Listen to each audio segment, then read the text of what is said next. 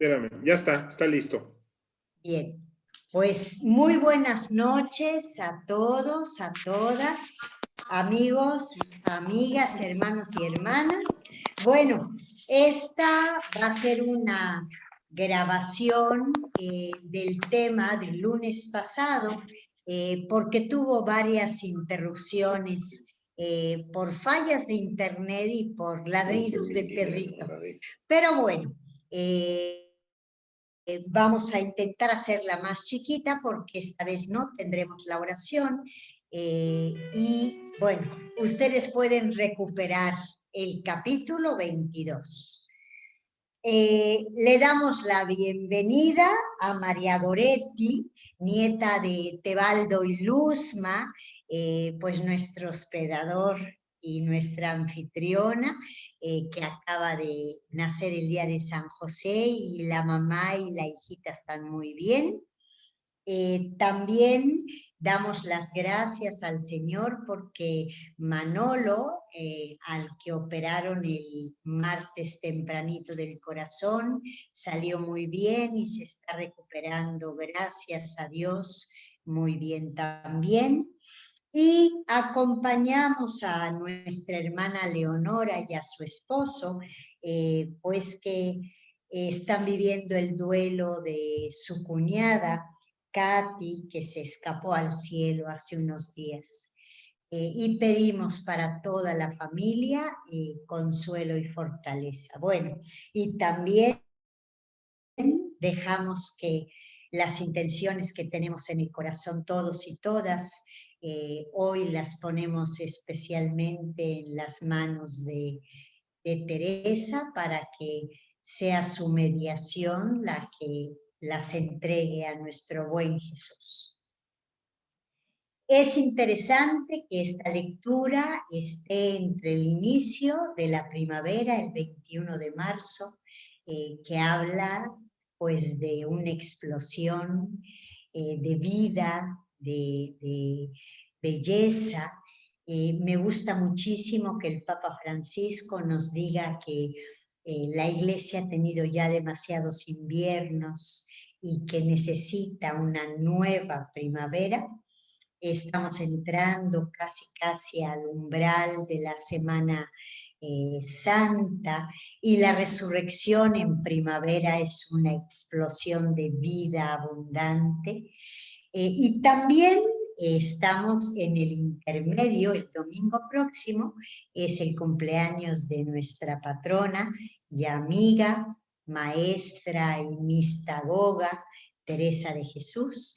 Y me gusta muchísimo que el día de su cumpleaños, en vez de pedirnos regalos, ella nos hace muchos. Así que vamos a confiar en su intercesión y a encomendarle lo que necesitemos y queramos, que ella sabrá negociar, una gran negociadora.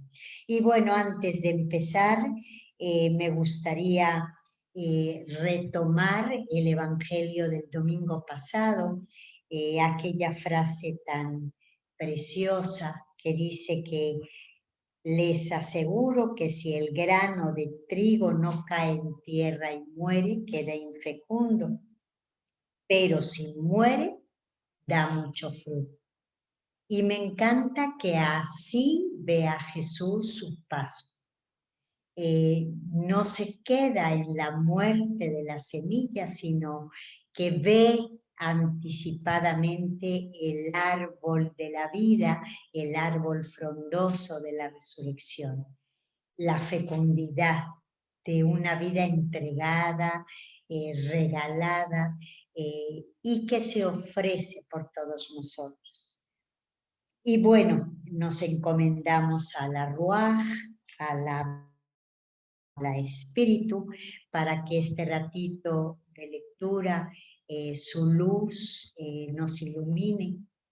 Acordémonos que el mensaje a cada uno nos llega de una manera especial, más que entender con la cabeza, se trata de entender con el corazón, y esto es obra del Espíritu Santo. Le pedimos a Abí, nuestro papito, nos haga sentir sus hijos e hijas amados y amadas, y a Jesús que nos prepare para experimentar su presencia junto a nosotros. Cabe Él, así lo dice Teresa, junto a Él y tomados de su mano. Y sin más, la estructura de esta lectura va a variar un poquitín. Voy a hacer una introducción no muy larga, después pasaré a la lectura y comentario del capítulo y luego haré una breve conclusión. Bueno, el capítulo 22, mis queridos hermanos y hermanas, es la jornada crucial del libro. Los 8 números que siguen a un brevísimo título glosan la famosísima definición de la oración que Teresa deja plasmada después de una crisis muy fuerte en el capítulo 8 del libro de su vida. Muchos se la saben de memoria, pero para recordarla, la recuerdo. Orar es tratar de amistad, estando muchas veces tratando a solas con quien sabemos que nos ama. Bueno, a lo largo de estos 8 numeritos, Teresa va a glosar esta definición y nos va a decir que oración personal es tratarse con Él y dejarse tratar por Él. Es un trato de amistad, cultivando la misteriosa relación personal de amor y siempre mantenida por Jesús. En este capítulo, nuestra autora, como siempre, nos va a hablar desde la propia experiencia. Y esta experiencia, en este capítulo en concreto, va a tener una doble vertiente. Por un lado,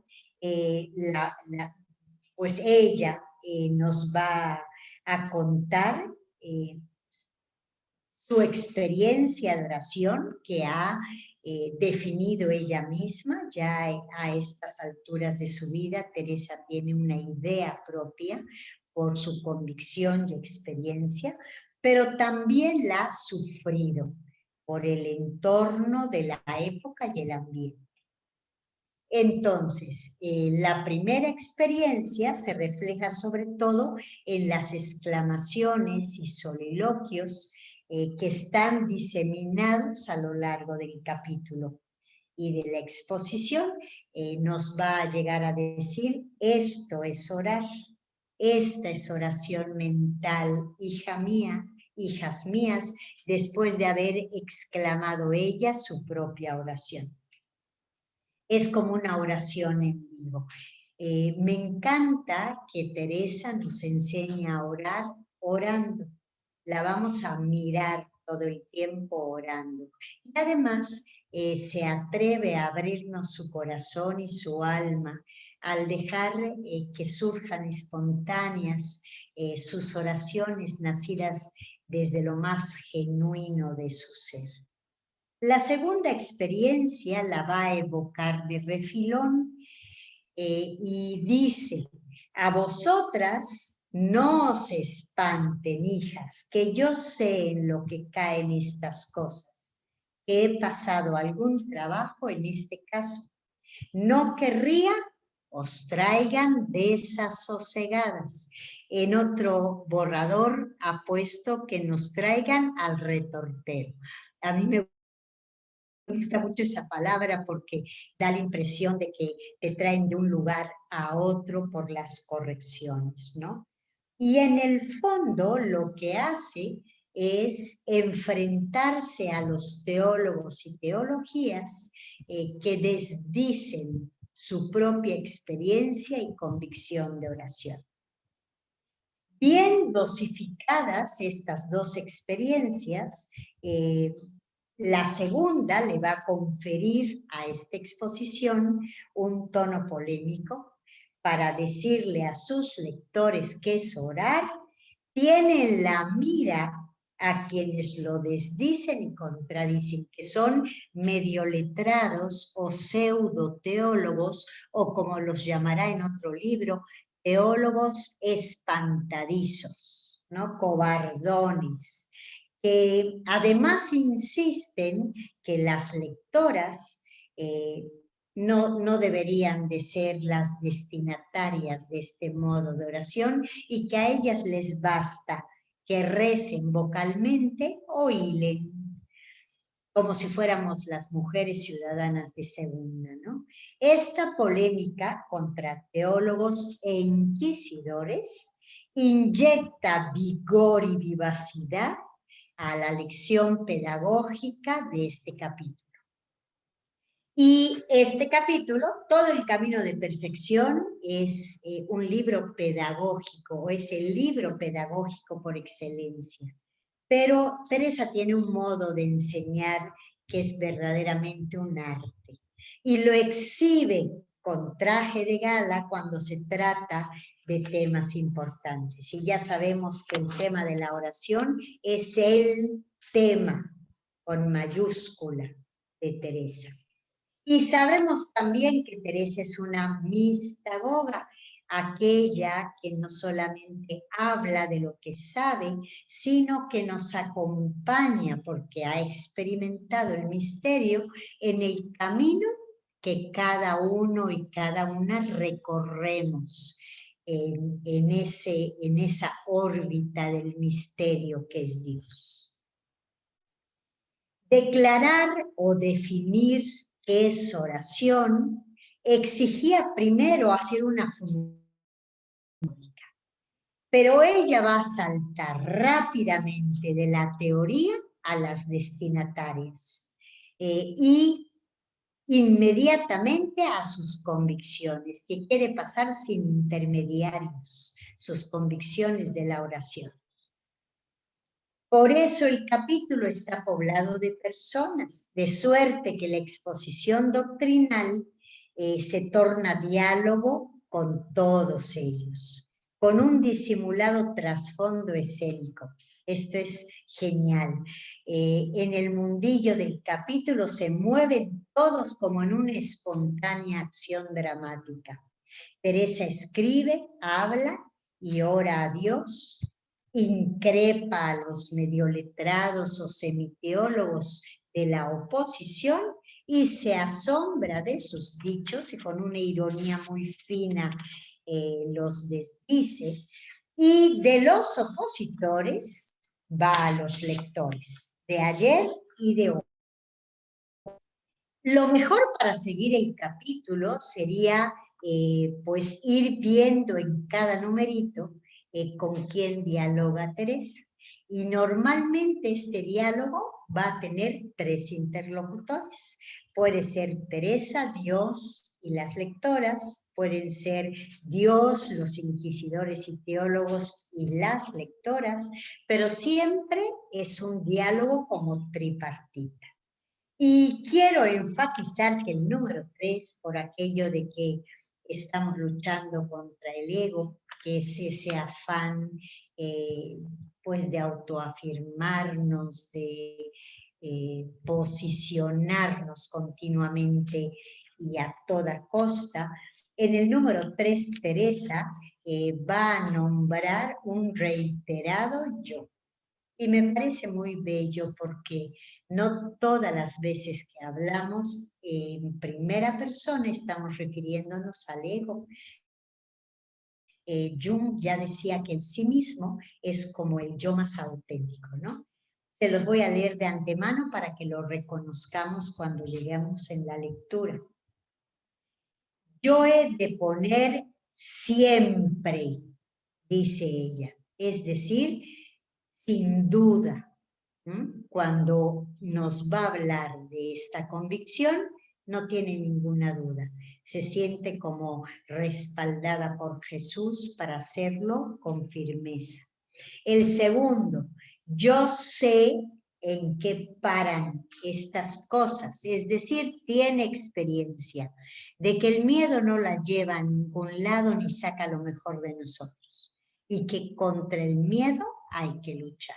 Quizá el miedo es uno de los enemigos más claros con los que hay que tener una franca pues contra, ¿no? Una franca guerra. Y la tercera dice, un yo envolvente que enrola al grupo entero, hasta casi remedar la fórmula de Jesús en el Evangelio. Pues yo os digo, hermanas, que esto es oración mental, ¿no? Y bueno, ya sin más comentarios, vamos a entrar directamente a nuestro capítulo 22, que aunque ya les dije que es el tema crucial del camino de perfección, es un título sumamente discreto y pequeño, en que declara que es oración mental. Sabed, hijas, que no está la falta para hacer o no ser oración mental en tener cerrada la boca. Si hablando estoy enteramente entendiendo y viendo que hablo con Dios, con más advertencia que en las palabras que digo, junto está oración mental y vocal, es decir, que una oración vocal de fondo es una oración mental, porque si estamos enteramente en esta oración vocal, ya estamos viviendo la oración mental. Salvo si nos dicen que estéis hablando con Dios, rezando el Pater Noster y pensando en el mundo. Sería una incongruencia estar repitiendo cual loros una oración, preocupados, ocupados en el pensamiento o pensando en otras cosas, en mil distracciones. Esa no es ni oración vocal ni oración mental. Mas si habéis de estar como es razón se esté, hablando con tan gran Señor, que es bien estéis mirando con quién habláis y quién sois vos, siquiera para hablar con crianza. Aquí va a estar la primera imagen que va a utilizar en esta sinfonía de colores que son las imágenes teresianas, ¿no? Porque, ¿cómo podéis llamar al rey Alteza ni saber las ceremonias que se hacen para hablar a un grande si no entendéis bien qué estado tiene y qué estado tenéis vos? Teresa de Jesús, ya sabemos que era una hija de un hidalgo, pues letrada, aristócrata, que sabía perfecto los protocolos que se utilizaban en su época. Ella tiene cartas que dirige al rey Felipe II y sabe perfectamente cómo dirigirse a él y cómo dirigirse a doña Luisa de la Cerda, que era también de alta alcurnia, y cómo dirigirse al obispo, a los sacerdotes, o sea, perfectamente conoce esos tratamientos de su época. Esa va a ser la primera metáfora que va a utilizar. Y lo que está aquí enfatizando, hermanas y hermanos, es que lo primero que tenemos que saber cuando oramos es quién es nuestro destinatario, Dios, y quiénes somos nosotros. Es decir, que la oración se va a centrar en los dos protagonistas del trato. Entonces, tanto si nos dedicamos a descubrir quién es Él, como si nos dedicamos a descubrir quiénes somos nosotros, estamos orando mentalmente. Porque conforme a esto se ha de hacer el acatamiento y conforme al uso, porque aún esto es menester también que sepáis. Si no, enviaros han para simple y no negociaréis cosa. Imagínate si llegas a hablar con un rey y no sabes de protocolos, pues claro que eres una simple y no te van a dejar ni entrar a la puerta, ¿no? Pues, ¿qué es esto, Señor mío? Miren el soliloquio, inmediatamente su oración dirigida a Jesús. ¿Qué es esto, mi emperador? ¿Cómo se puede sufrir? Rey sois, Dios mío, sin fin, que no es reino prestado el que tenéis. Ella sabe que el rey Felipe II, que es el que le toca a ella, bueno, nace todavía cuando está su papá, que era Carlos V, pero casi la mayor parte de su vida es Felipe II, su hijo, el rey que le tocó a Teresa. Sabe perfectamente que ese reino está prestado. En cambio, el reino de Jesús no es un reino prestado que ni siquiera necesita protocolos ni títulos para saber que es real. Cuando en el credo se dice vuestro reino no tiene fin, casi siempre me es particular regalo. Alabo, Señor, y os bendigo para siempre. En fin, por bueno que quien fuere a hablar con vos, sea solo con la boca. Es decir, si quieres tratar con Dios, no hables con Él solo con la boca. Habla con Él con todo tu ser. Pasamos al número 2. ¿Qué es esto, cristianos? Los que decís que no es menester oración mental, aquí va la primera alusión a los pseudoteólogos, ¿os entendéis? Cierto que pienso que no os entendéis, y así queréis desatinemos todos. Ni sabéis cuál es oración mental, ni cómo se ha de rezar la vocal, ni qué es contemplación, porque si lo supieseis, no condenaríais por un cabo lo que alabáis por otro. Fíjense con qué dureza, firmeza e ironía les tira su fundamentación. Si ustedes supieran qué es orar, no nos condenarían a las que estamos orando, ¿no? Y ahí viene el número 3.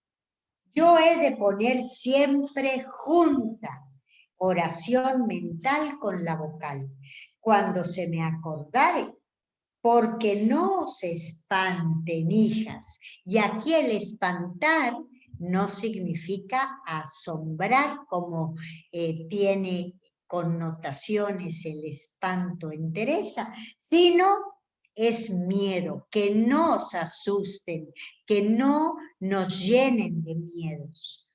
Que yo sé en qué caen estas cosas, que he pasado algún trabajo en este caso, y así no querría que nadie os trajese desasosegadas, que es cosa dañosa ir con miedo en este camino. Segunda metáfora, el camino. Y quiero decirles que no poco fue lo que pasó Teresa. En el libro de la vida nos cuenta lo que estos teólogos pues que los Teresa en experiencia de Dios, y como tenían tanto miedo, la traían al retortero. Bueno, hasta le hacían hacerle burla a las visiones, ¿no? Que tenía, a las experiencias y a los fenómenos místicos que tenía, porque ellos pensaban que eran del mal espíritu, ¿ok? Bueno, aquí nos acaba de mencionar el camino que va a ser la segunda imagen que va a utilizar. Importa mucho entender que vais bien, porque en diciendo a algún caminante que va errado y que ha perdido el camino, le hacen andar de un cabo a otro, y todo lo que anda buscando por dónde ha de ir, se cansa y gasta el tiempo y llega más tarde.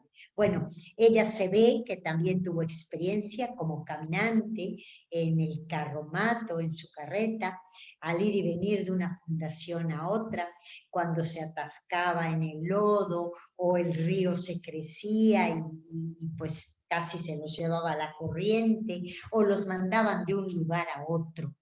Y esto, fíjense hermanos, cuando no confiamos en el maestro o no le damos autoridad, nos hacen ir de un lugar a otro. Y esto desgasta. Y además de desgastarnos, nos cansa, nos desanima y llegamos más tarde. Entonces, la conclusión de esta alusión al camino es: búscate a un maestro en el que confíes, porque te recuerda a Jesús, que está más adelante que tú, para que te vaya ayudando en el camino y haga como Teresa de Mistagoga o de Mistagoga. Y aquí quiero decir que no solamente los sacerdotes y las monjas son buenos acompañantes, hay laicos y laicas que han llegado muy alto y que pueden acompañarnos muy bien. ¿Quién puede decir es mal si comenzamos a rezar las horas o el rosario, que comience a pensar y va a volver a insistirnos? ¿Con quién va a hablar y quién es el que habla, para ver cómo le ha de tratar? Si nos diéramos cuenta o cayéramos en la cuenta de quién es nuestro interlocutor en la oración, de quién es Dios, aunque Él quiera que seamos sus amigos, es nuestro Dios. Entonces no podemos perder de vista la desproporción que hay entre Él y nosotros, que somos sus criaturitas. En el capítulo 8 del libro de la vida, donde está la definición de oración, hay un texto muy bello donde Teresa dice que la condición de Dios y nuestra condición son sumamente diferentes, ¿no? Y que lo que hace Dios cuando nos va tratando, cuando nosotros nos ponemos en su presencia, es irnos ayudando con su gracia a que vaya haciéndose nuestra condición parecida a la suya. Nosotros nos disponemos, pero su gracia va haciéndonos similares. ¿Ok? Nos hace similares. Dice Teresa que tan de mientras nos sufre, porque es muy buen amigo, ¿no? Hasta esperar a que nos hagamos de su condición. Pues yo os digo, hermanas, que si lo mucho que hay que hacer en entender estos dos puntos se hiciese bien, que primero que comencéis la oración vocal que vais a rezar, ocupéis harto tiempo en la mental. Es decir, que no es la oración vocal el primer modo de oración para Teresa, sino la oración mental prepara a una buena oración vocal, y también la oración vocal lleva a una oración mental que de alguna manera es más elevada, es más espiritual. Que primero que comencéis la oración vocal que vais a rezar, ocupéis harto tiempo en la mental. Sí, que no hemos de llegar a hablar a un príncipe con el descuido que a un labrador, o como una pobre como nosotras, que como quiera que nos hablaren, va bien.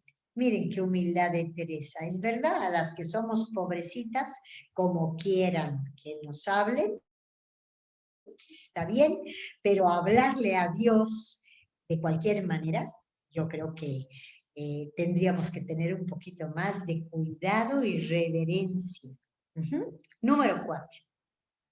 Razones que ya que por la humildad de este rey, si como grosera no sé hablar con él, no por eso me deja de oír, ni me deja de llegar así, ni me echan fuera sus guardas. Esto es precioso.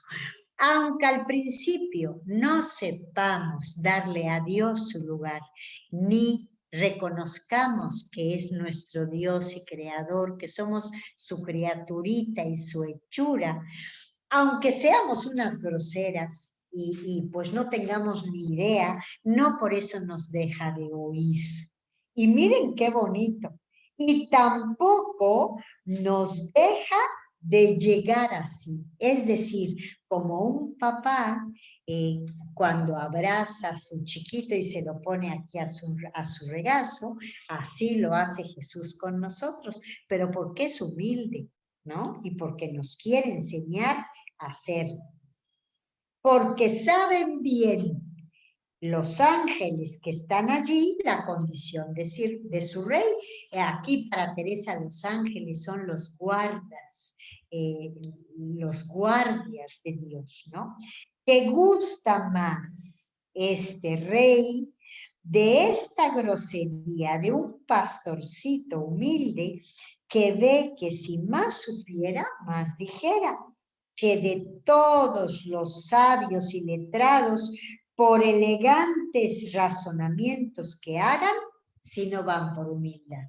Y aquí con esto del pastorcito humilde, el San Ignacio de Loyola tiene una imagen muy parecida cuando habla de la meditación de Belén en la segunda semana y dice que como criaditos indignos nos metamos en la escena para escuchar, para mirar, para hacer lo que podamos por ayudar a la Sagrada Familia, ¿no? Teresa también habla no solo del pastorcito humilde, sino del pastorcito bobo. Cuando un pastorcito que no sabe nada de nada, ni siquiera estudiado y ve por primera vez algo muy bello, pues abre la boca así, ¿no? Como bobo. Y entonces ella le llama el pastorcito bobo. Bueno, para Dios es mucho más importante la actitud humilde de un pastorcito que si más supiera, más diría, que la de los elegantes teólogos y letrados que saben echarse un discurso y una perorata muy, muy bien hilada, pero no dicha con humildad. Así que no porque Él sea bueno, miren qué frase tan bella, hemos de ser nosotros descomedidos. No nos aprovechemos de la bondad y humildad de nuestro Rey, dice Teresa. Siquiera para agradecerle, esto me da muchísima ternura, porque lo siente de verdad Teresa cuando lo dice, siquiera para agradecerle el mal olor que sufre en consentir cabezí. Acuérdense que cabezí significa junto a sí, una como yo. Es bien que procuremos conocer su limpieza y quién es. Tercera insistencia. Hay que conocer quién es Él y quién soy yo. Es verdad que se entiende luego en llegando, como con los señores de acá, que con que nos digan quién fue su padre y los cuentos que tiene de renta y el dictado, no hay más que saber. Acá significa pues los millones que tiene, esa es la renta, y el dictado es el título, ¿no? El título de marqués, pues duque, rey, ¿no? duquesa, princesa, bueno, pues no hay más que saber, ¿no? Porque acá no se hace cuenta de las personas para hacerles honra, por mucho que merezcan, sino de las haciendas. Aquí Teresa nos acaba de tirar otra pedrada y nos pregunta, ¿cómo tratas tú a la persona que tiene mucho dinero? ¿Eres capaz de tratarla igual que a otro que no tiene nada?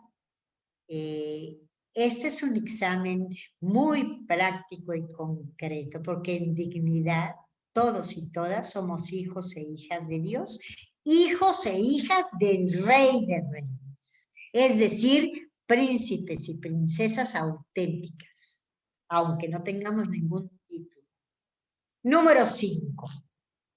Oh miserable mundo, alabad mucho a Dios, hijas, que habéis dejado cosa tan ruin, a donde no hacen de lo que ellos en sí tienen. En su convento, y si nosotros somos buenos cristianos también, no eres más porque tengas más, ni económicamente, ni a nivel, por ejemplo, de títulos académicos. Todos somos iguales, sino de lo que tienen sus renteros y vasallos.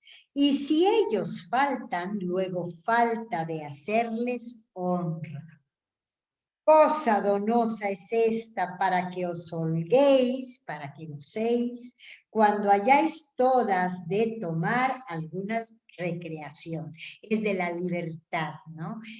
A veces el mundo con sus artificialidades, con sus normas de etiqueta, nos hace poner, pues no sé, la importancia en donde no la tiene. Eso les dice Teresa, ríanse en la recreación, que ya no se portan como se portan los del mundo, ¿no? Que este es buen pasatiempo. Entender cuán ciegamente pasan su tiempo los del mundo. Y aquí nos podríamos hacer una preguntita también concreta, ¿por qué estamos en el mundo? Y Jesús lo que quiere es que no seamos del mundo. ¿En qué pasamos nuestro tiempo? Si dividimos nuestras 24 horas del día, ¿cuántas horas dedicamos al trabajo? ¿Cuántas al descanso? ¿Cuántas a los medios, sí, al internet, a las series, a la diversión, a los amigos, a la familia? Esta es una buena manera de desenmascararnos y de ver cuáles son nuestros valores. Dime a qué le dedicas tiempo y te diré quién eres. Número 6. De nuevo otro soliloquio y le habla Teresa de Dios. Emperador nuestro, sumo poder, suma bondad, la misma sabiduría, sin principio y sin fin, sin haber término en vuestras obras. Son infinitas, sin poderse comprender. Un piélago sin suelo de maravillas. Fíjense los títulos tan altos con que ese Dios al que ama Teresa es nombrado aquí. Jesús, que es su amigo, que es su esposo, aquí también es su rey y señor, su emperador, ¿no? Una hermosura que tiene en sí todas las hermosuras, la misma fortaleza. Oh, válgame Dios, ¿quién tuviera aquí junta toda la elocuencia de los mortales y sabiduría para saber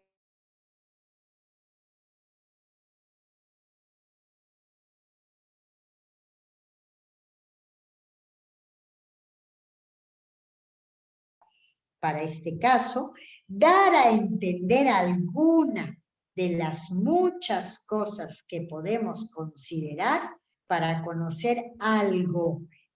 Cuarta vez que nos insiste, de quién es este Señor, bien nuestro. Esta es la oración, saber quién es Dios y quiénes somos nosotros. Bueno, se me olvidó decirles que, como lo dije la otra vez, que hay una parte muy linda en una poesía que dice, oh ñudo, que ansí juntáis dos cosas tan desiguales, ¿no? Es un nudo que amarra a Dios con su criatura, al creador con su criatura, como si fuera, pues no sé, un cordón de oro con un mecatito humilde, ¿no? Pues ese nudo sí se hace en la oración. Número 100. Sí, llegaos a pensar y entender en llegando, es decir, al comenzar a orar, con quién vais a hablar o con quién estáis hablando. Quinta vez que lo insiste. En 1000 vidas de las nuestras no acabaremos de entender cómo merece ser tratado este Señor, que los ángeles tiemblan delante de él. Aquí hay un poquito de la teología de su tiempo, ¿no? La teología actual, pues considera a Dios mucho más cercano que en el tiempo de Teresa, ¿no? Todo lo manda, todo lo puede, su querer es obrar. Pues razón será, hijas, que procuremos deleitarnos en estas grandezas. Deleitarnos es gozarnos, como ahogarnos, como nadar en sus grandezas que tiene nuestro esposo y que entendamos con quién estamos casadas. Tercera imagen bellísima que va a utilizar, la del desposorio. Y aquí, mis hermanos varones, no vayan a creer que ustedes están fuera de esta imagen, porque por el bautismo todos estamos desposados con Dios. Ajá. Dice acá, y que entendamos con quién estamos casadas y qué vida hemos de tener. Oh, válgame Dios. Pues acá, cuando uno se casa, primero sabe con quién es y qué tiene. Este es maravilloso, mis queridas hermanas. Está refiriéndose a cualquier noviazgo, ¿no?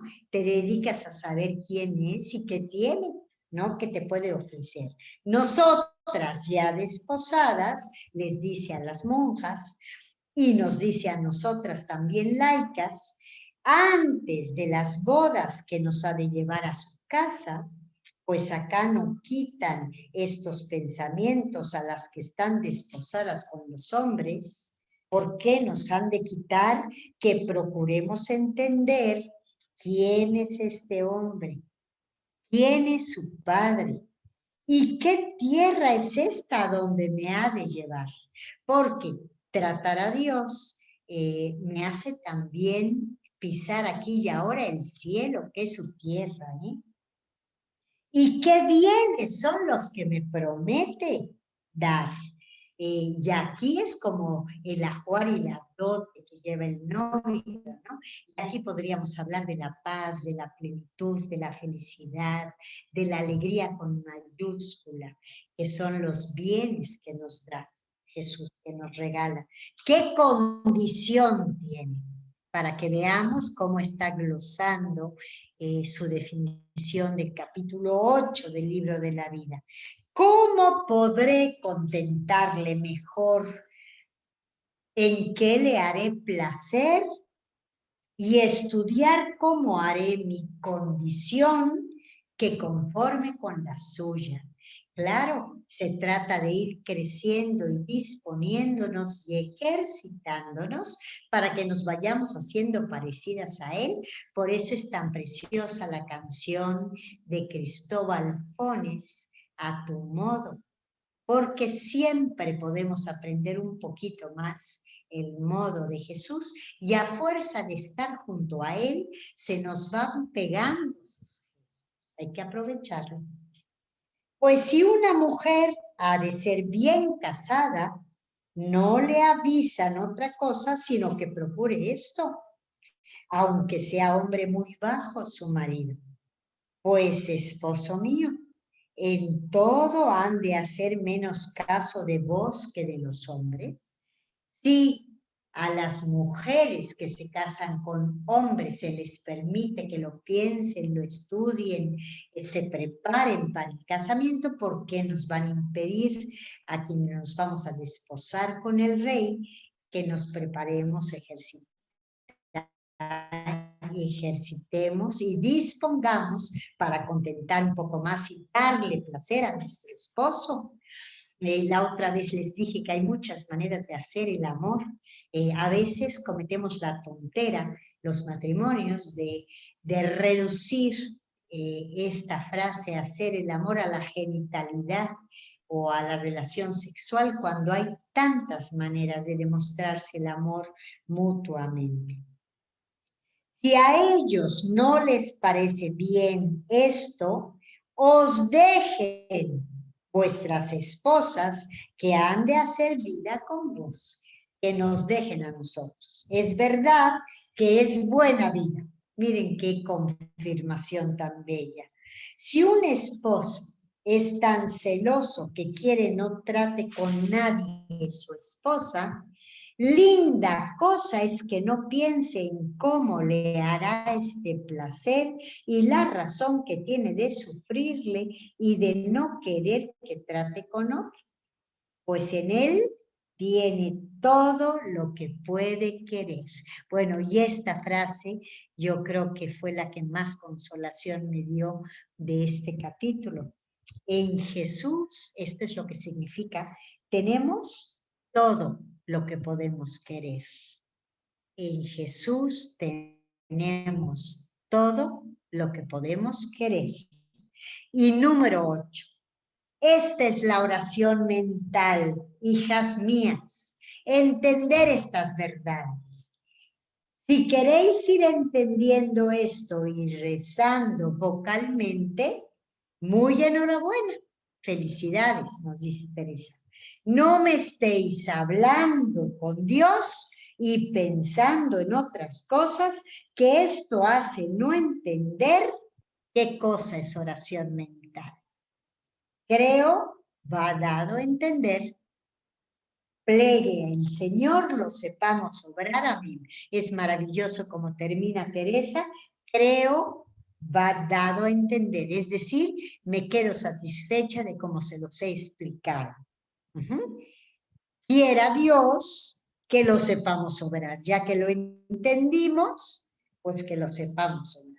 Bueno, y ya se pasaron los 45 minutos que les prometí, así que raudilosamente quisiera hacer una brevísima conclusión, un poquito redundando en las insistencias que ha tenido Teresa.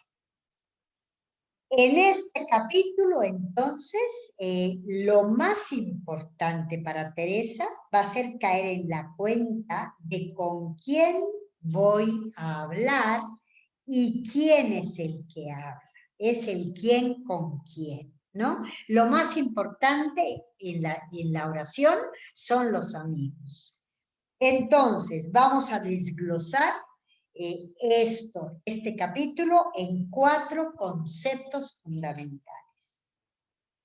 Esto que acaba de decirnos Teresa implica, 1, recuperar la definición propuesta en vida, que es tratar con él, la oración, tratarnos, es entrar en la espiral de la amistad. Segundo concepto, el quién con quién. No hay oración sin este nudo elemental de 2 personas, aunque solo llegue a lograrse a base de una conciencia tenue y frágil de que estoy en su presencia. de que he salido de mi subjetivismo para abrirme a él. Sin eso, todo falla.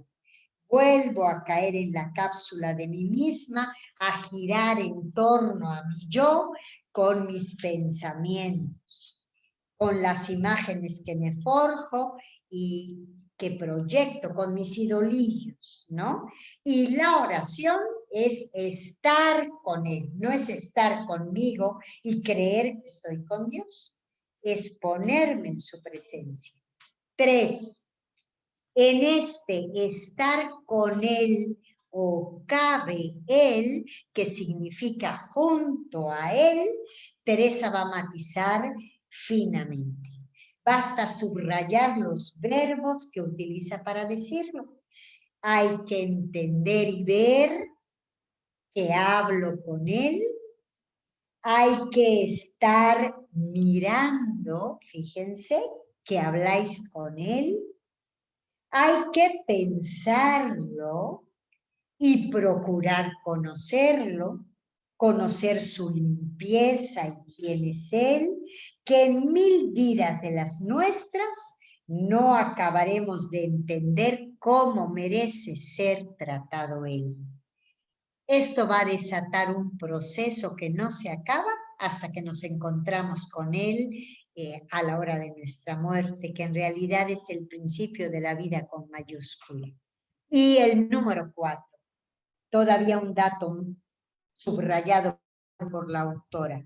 Todo eso, pensar, entender, mirar, entrar en su presencia, es para acertar a tratarlo, para tratarlo como merece ser tratado este señor, y en el trato de amigo a amigo con mayúscula, dejarse modelar por él, para hacernos a su condición.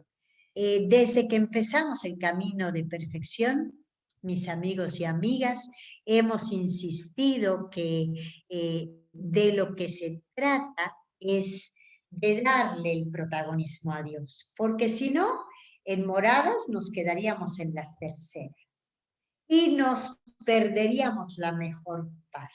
Si no le damos el protagonismo y dejamos que nos moldee con su trato, no vamos a avanzar, no vamos a medrar, diría Teresa, no vamos a crecer, ¿no?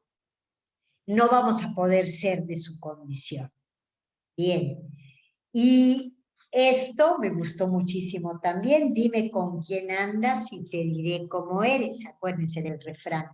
Hay que estudiar. Esta sería pues, la secuencia del gym más importante, la rutina que hay que ejercitar siempre, estudiar cómo haré mi condición a la suya, de qué manera me puedo ir asemejando y dejándome asemejar a él. Bueno, como vemos, una auténtica glosa de su definición. Y ya termino, mis queridos hermanos y hermanas, aunque ya se los puse en el grupo para que lo tengan también en su grabación. Había yo pensado como trabajo para la 5ª semana de Cuaresma, el amor, amar, ¿no? Y resulta que Teresa me lo cambió. Así que para esta semana vamos a orar. Y las 4 rutinas de gym que nos propone Teresa son: 1, procurar entender quién es este hombre, Jesús, y quién es su Padre, y a dónde me ha de llevar, y qué bienes promete darme. 2, ir procurando entender qué condición tiene. Es un buen momento la Semana Santa para mirarle y dejarnos enseñar, sobre todo el Jueves Santo, que es el Día del Amor cristiano. 3, este es importantísimo, ¿Cómo podré contentarle mejor y en qué le haré placer? No cómo sacrificarme, que era lo que nos enseñaban de chiquitos. ¿Cómo podemos contentar a Jesús y pues estar como empáticamente junto a Él en la Semana Santa, en la Pascua completa, en su pasión y en su resurrección? Y último, estudiar cómo haré mi condición conforme a la suya. Bueno, mis queridos hermanos y hermanas, gracias a Dios, creo que en esta grabación no ha habido interrupciones. Les mando un abrazo con muchísimo cariño y pues voy a dejarles un ratito más con Teresa, que la tenemos aquí, para que ella nos bendiga.